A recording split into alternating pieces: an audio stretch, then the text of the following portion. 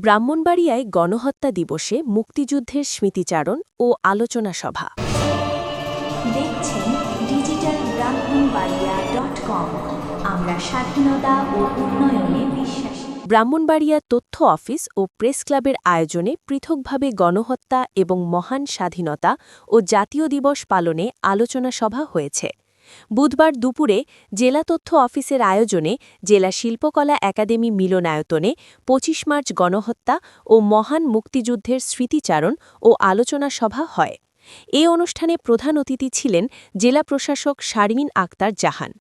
জেলা তথ্য অফিসার দীপক চন্দ্র দাসের সভাপতিত্বে বিশেষ অতিথির বক্তব্য রাখেন police super Shah Mohammad Abdur Rauf, civil surgeon ড নোমান মিয়া, ব্রাহ্মণবাড়িয়া প্রেস ক্লাব সভাপতি জাবেদ রহিম বিজন, বীর মুক্তিযোদ্ধা ওয়াসেল সিদ্দিকী এবং বীর মুক্তিযোদ্ধা আবু হুরাইরা।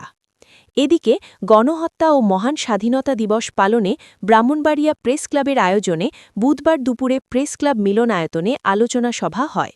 ব্রাহ্মণবাড়িয়া প্রেস ক্লাবের সভাপতি জাবেদ রহিম বিজনের সভাপতিত্বে এতে বক্তব্য রাখেন ব্রাহ্মণবাড়িয়া প্রেস ক্লাবের সাধারণ সম্পাদক বাহারুল ইসলাম মোল্লা, ব্রাহ্মণবাড়িয়ার সাহিত্য একাডেমির সভাপতি কবি জয়েদুল হোসেন, সিনিয়র সাংবাদিক মঞ্জুরুল আলম, সাদিকুল ইসলাম, ক্লাবের সহ-সভাপতি ইব্রাহিম খান সাদাত, সাবেক সাধারণ সম্পাদক দীপক চৌধুরী বাপ্পি, সম্মিলিত সাংস্কৃতিক জোটের আহ্বায়ক আব্দুন নূর, প্রেস ক্লাবের সাবেক সহ-সভাপতি সৈয়দ মোহাম্মদ আকরাম হোসেন, ব্রাহ্মণবাড়িয়ার টেলিভিশন জার্নালিস্ট অ্যাসোসিয়েশন সাধারণ সম্পাদক মফিজুর রহমান লিমন, বাংলাভিশন জেলা প্রতিনিধি আশিকুল ইসলাম প্রমুখ।